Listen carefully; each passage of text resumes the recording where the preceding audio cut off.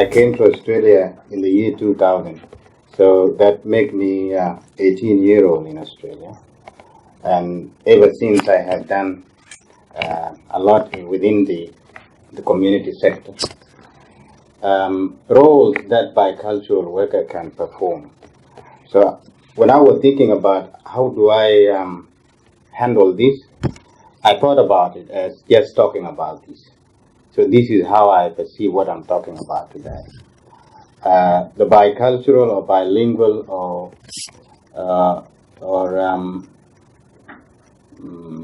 multicultural worker, these are the areas we are talking about. And what I have up there is not in hierarchy. So let's start with bilingual worker. Who is a bilingual worker? It is actually a role. Anyone can do it, especially if you have a particular language. I have done them all. And what is very important with that is language. And when I say language, I'm not talking about Dinka, I speak the Dinka. I'm talking about a particular language of that community, and then the host country language, which is English. So language means those two things. You must be good in two of them. But the reason I put that up there, in the context of you being employed by employing agency, that's what they are looking for. So if you are employed at the basis of the language you speak, that's where you sit. That's what that means. But if you are a bicultural worker, what is important there is the language and the culture. Culture is also within the language.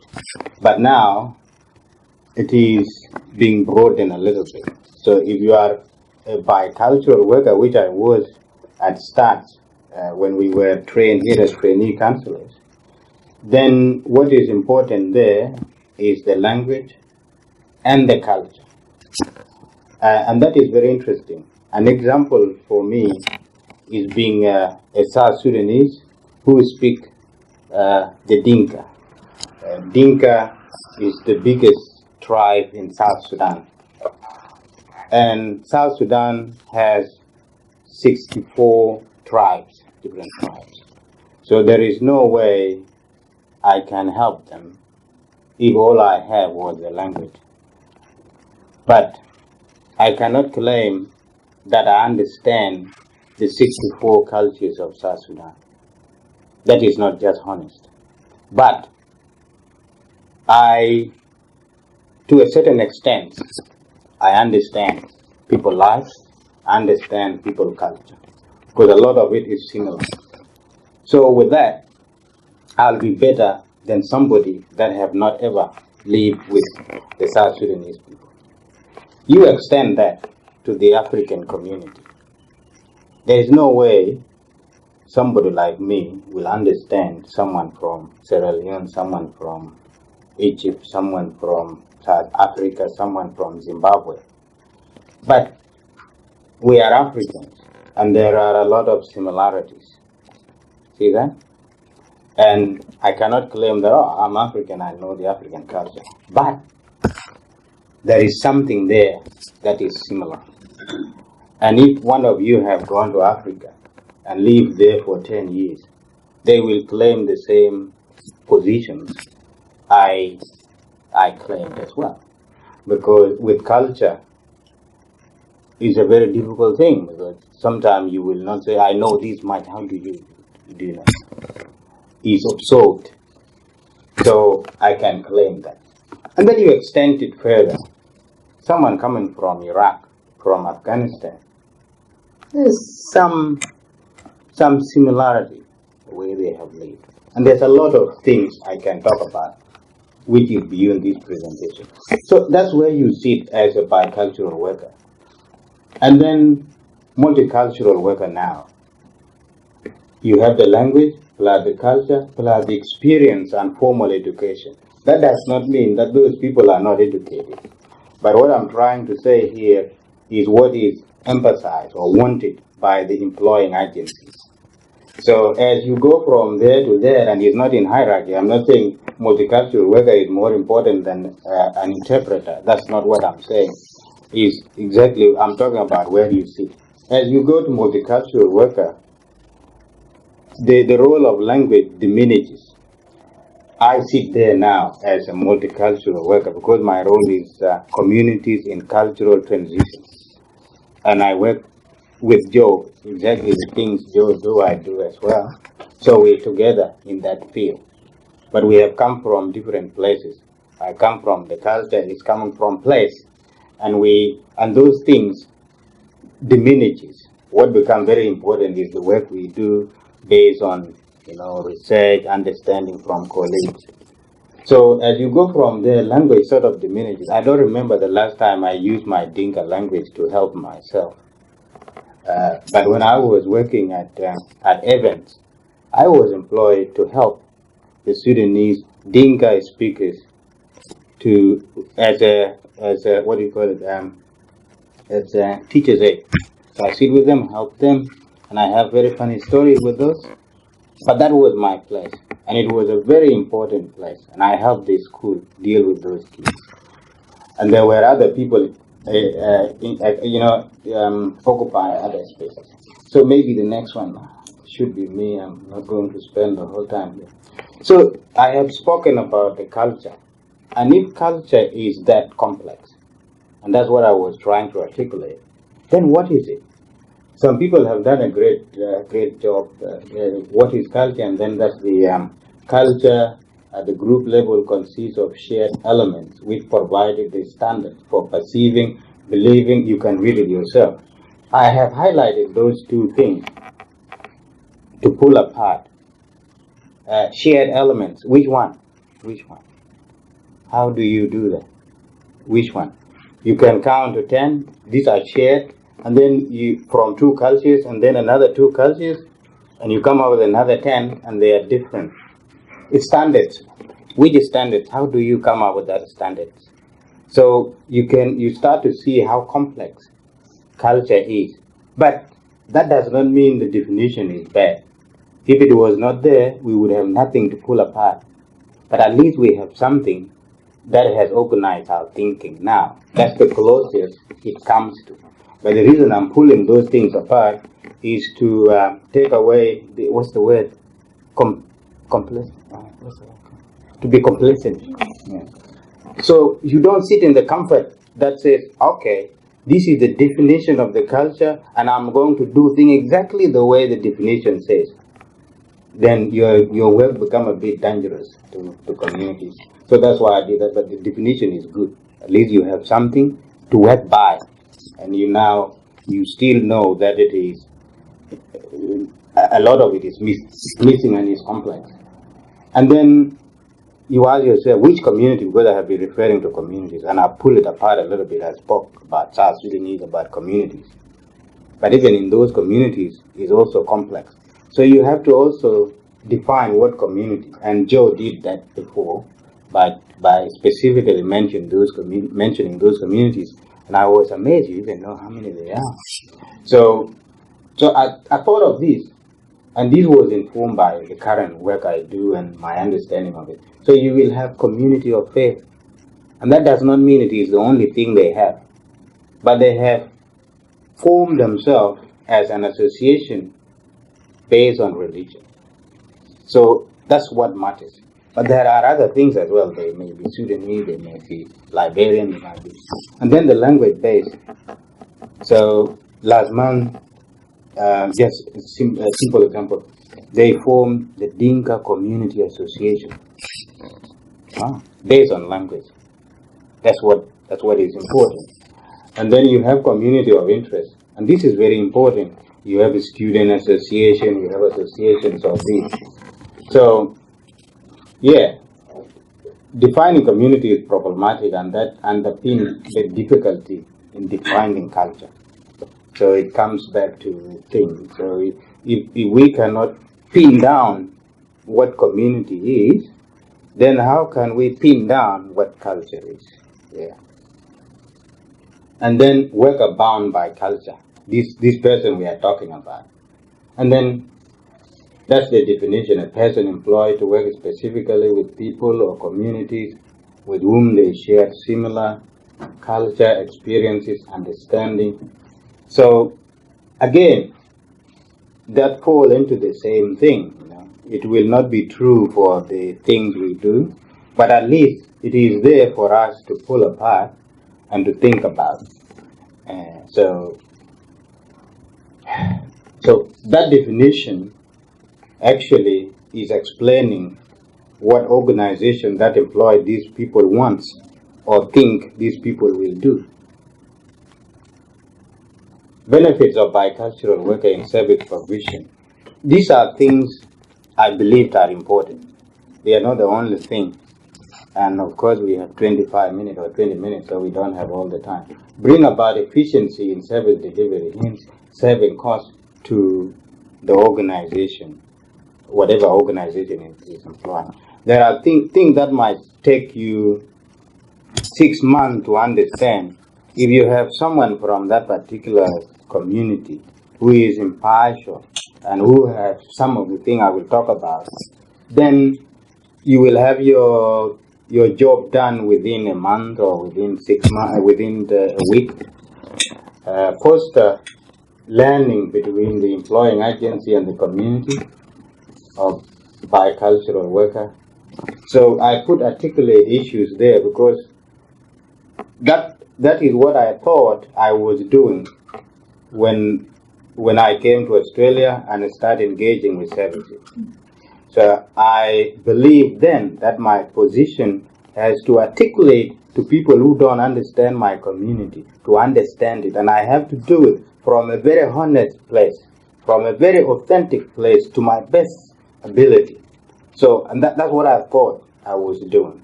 So you have to be very honest in doing this, not to be influenced by other things that I might talk about later. So you have to be authentic. An authentic way for an agency to signal the community they want to serve, that they seriously want to help, hence creating a deep-seated trust. So what that means, if an organization is going into a particular community and say, look, we have to employ someone that speaks this particular language, the signal it sends to the members of that community, especially when the job is flying around, people will start saying, what organization is this? Which one? What? They want to know which one. These organizations, they might be good. They want to employ one of us. Why? Maybe they want to help us.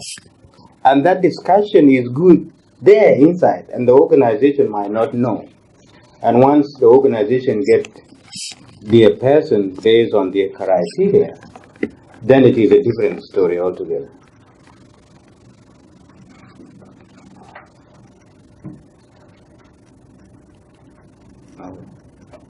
To community, it foster rapid blending between the employing agency.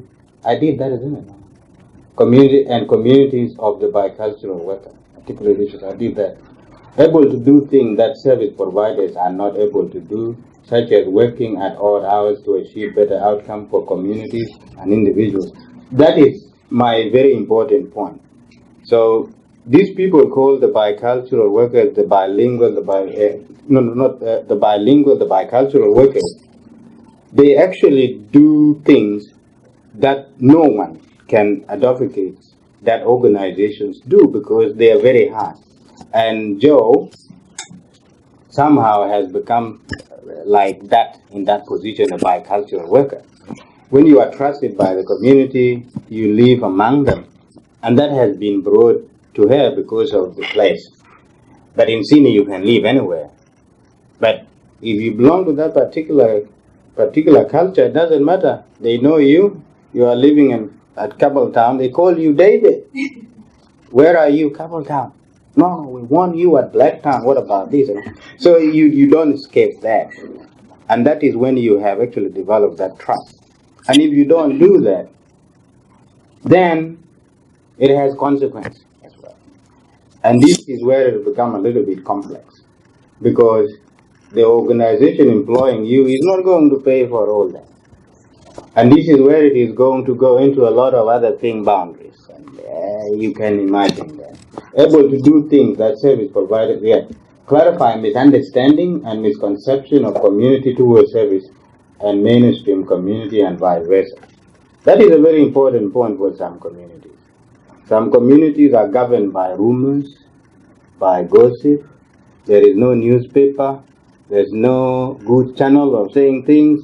Oh, David said this, and David heard it from so and so by maybe 10 people in line. Doesn't matter. I heard it, it's true. So this organization is cutting people's legs. Yes, it's true. Well, what are you going to do? It might not be true, but what is very important is that people believe it. So that is a very difficult job. But that job can only be done by these people, because they are among those people and they come to the organization and say, I think we have been understood. And then people turn around. So what do we do?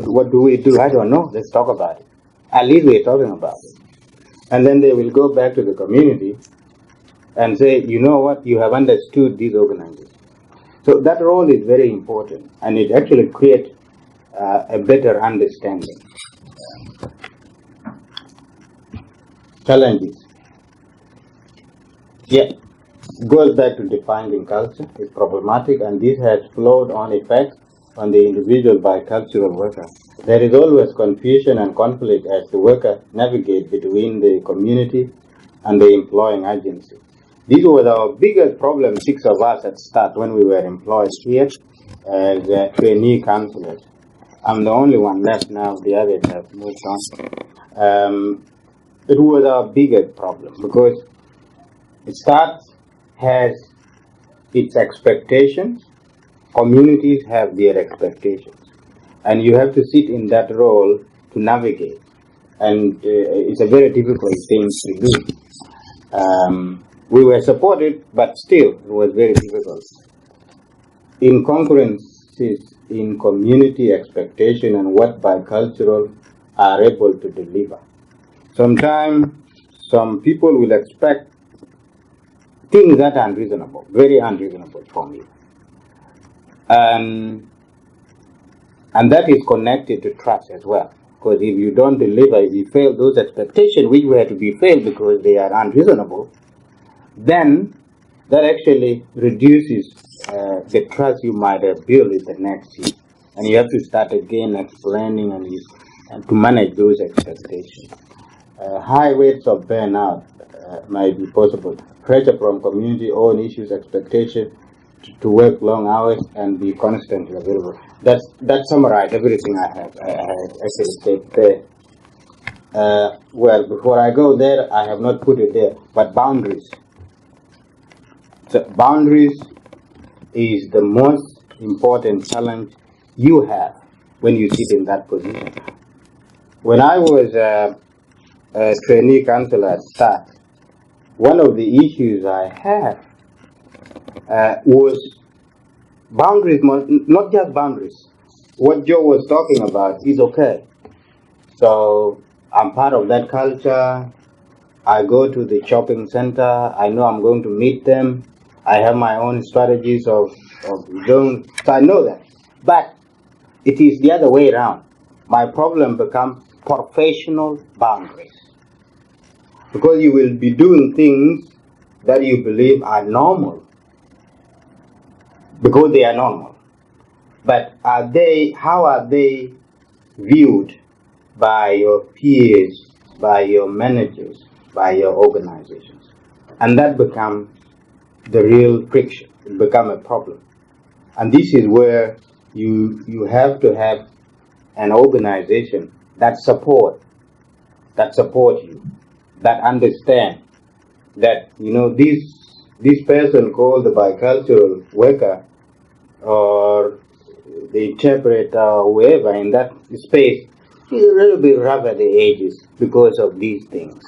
And we can live with that. Otherwise, you end up peeling them like onion and find nothing in the thing. Just trying to find it. No, you just have to say, okay, this is what I have got, and it's like this because of this context. So the organization must understand the context this person sits in.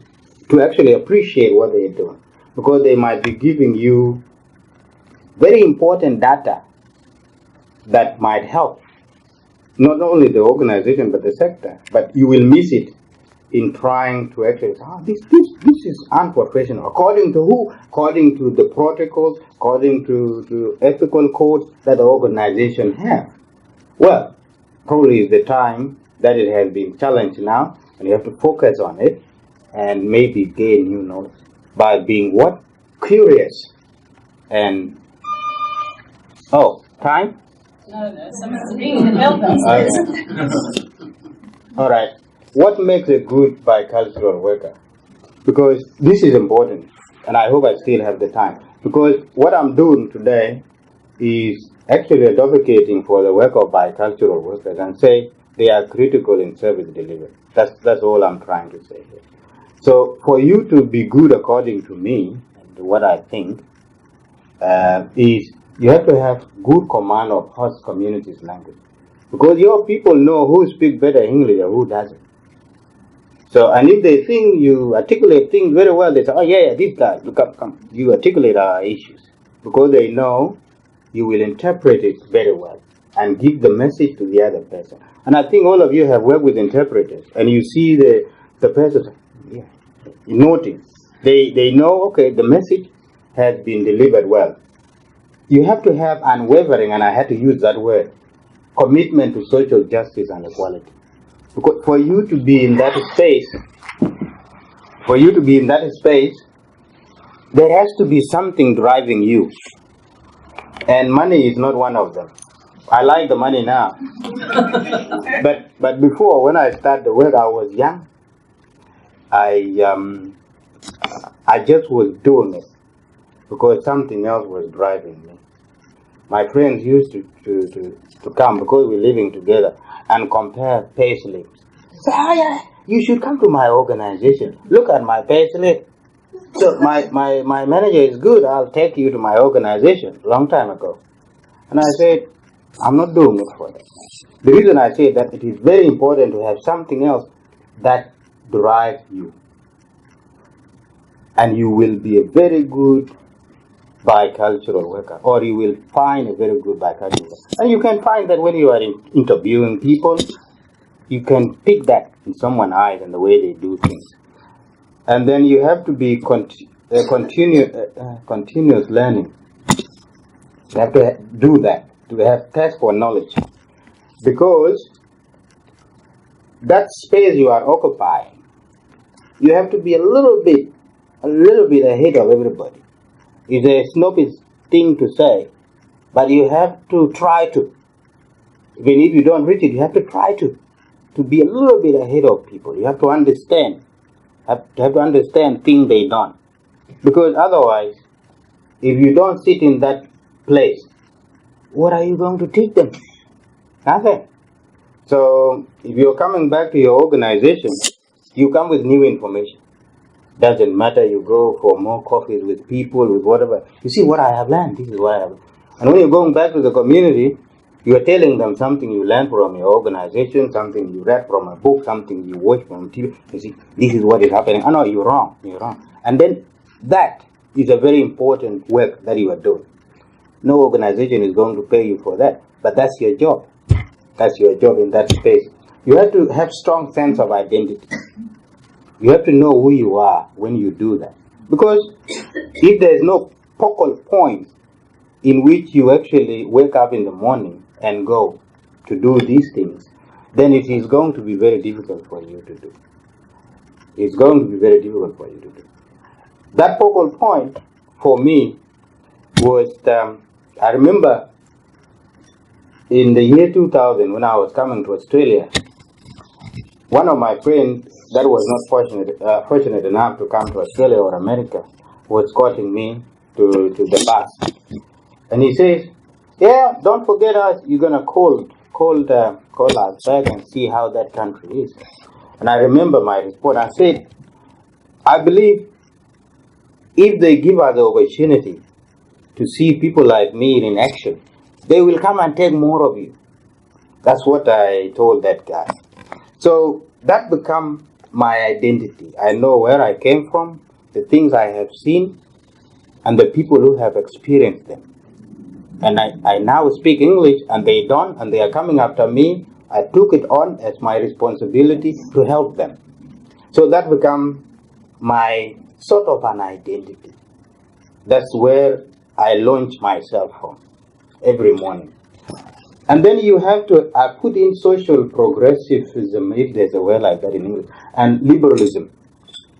What I mean by that, every society is divided as well. It has its left and its right, and it conservatives and progressive. And if you actually uproot a society or people from that society and take them, you take all that with them as well. So when they sit at Blacktown, they start naming a street. They will call the street Juba. They call them what they know. You see that? They will sit in the comfort of what they know before. And people like me, I believe I'm social progressive. I go out, I say, why do you call this place Blacktown? So who was here before? I will be asking questions. And when I come back, I know things they don't know. I will engage in same-sex marriage debate. I will go and start eating prawns. We are a landlocked country. Anything from the sea, I cannot eat it. I start testing that. People ask me, why are you doing that? If another human being is eating it, I'm not going to die. Those things are what actually accelerate your integrations into the community. And that explains. Some people, they actually integrate very quickly, and some people are left behind. Why? That explains it. So for you to do this work, you have to have a bit of that. You have to be a goer. Because otherwise, how do you go into the community and say, you know what? I'm not saying communities beat women. People should not beat women. You cannot do that for money. It has to come from somewhere and say, domestic violence is wrong. Polygamy is wrong. All the social problems that specific communities have, you're not going to be able to do that if you don't have that. So it does help. I don't know what I did. So I'm sorry I'm fired up with that because it means something to me. It means a lot to me, and it actually defines some of the things I have stand up for before. So with that point, I was talking with Mohammed Dukli, and he had a different way. It's my colleague, had a different way of doing it, but I have a different way of doing it. For you to be progressive in communities, you need to be very careful, because what they will do, they put you at the periphery of that community. And once you are at the periphery of the community, you are ineffective. You cannot help that community anymore. So you have to anchor yourself and say, nope, I know the culture, I'm from here, I understand the thing you understand, but I'm still standing up for this because it has to change. You have to keep that position, because if you allow yourself to be uprooted, that's it. And this, I'll give you an example. I'll not say the person's name.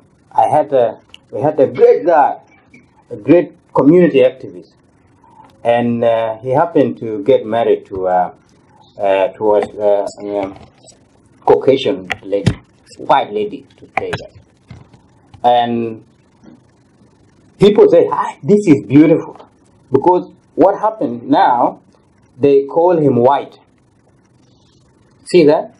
They call him white to actually destroy his work of trying to change things in his little community.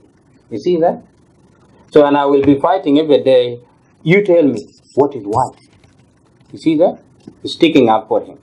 So that is what it means to be socially progressive. It is a very powerful thing inside communities, not with organizations. So you will change communities inside because you are anchored in them, and you say, this particular practice must change. Maybe I have taken a lot of time on that. Let me go to this one. Endurance. Endurance is very important. For you can see how fired up I am with these things. You have to cool yourself down.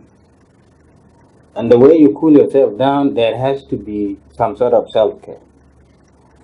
So organization must do that. Or you have to find your own way to get it. You have to have good communication skills. Leadership skills is very important. The things I'm fired up about cannot happen if you don't have some sort of leadership skills.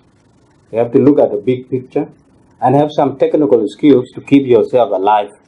Otherwise, you will be assassinated in the process and no more. That issue will not be changed. A bicultural worker must adhere to organizational professional code of conduct and be guided by it. That is very important. Because if you don't do that, probably the organization will employ you no more. Because you become a problem. And you are not the only person being looked after. There's a lot of people being looked after. So there you have to, it's your responsibility as the worker to commit to that. And you meet in the middle with the organization. You explain them things that are difficult because of what we explain. And they also become flexible with some things. So that's the last slide. How much am I doing with time? Finish? Okay, all right. What makes a good employer? Leadership for the big picture, not daily deliverables. Structured as well as unstructured support. Flexibility. Appropriate rewards and recognition, including promotions. Because some bicultural workers have no time to do work politics, no. Because you are so focused on delivering that thing. You're not going to look for, okay, how do I get promoted? Which organization do I have to go to?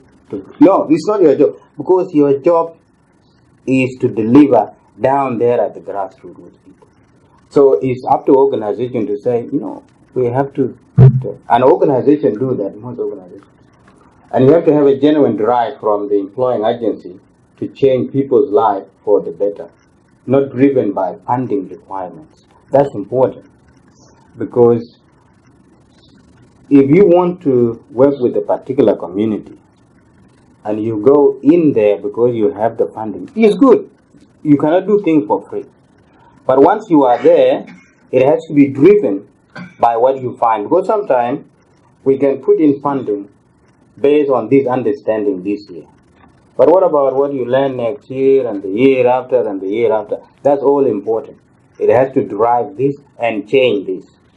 So you do it the other way, not being driven by the fund. That's what I'm trying to say. What is the hippo doing there? I just want to tell you a wisdom, a Dinka wisdom, to explain everything I have said. In Dinka, we have stories of animals, and one of them is that. And the legend has it in my community that the elephant has 8 compartments in their stomach. So if you talk to someone in my community and cite that, everyone knows it, women, kids, not now but before. And the meaning of that, you have to contain in your stomach the contradiction that come with the work of bicultural worker when you are an employer. You have to have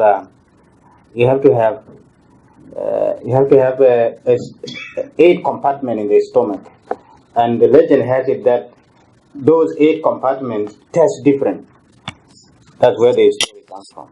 They're sweet. Some of the things are bitter, but you have to contain that. So the point there, from my perspective as a bicultural worker, you have to live with the contradiction of brought about by the expectation of the people and the organization. And I think that's it. That's it.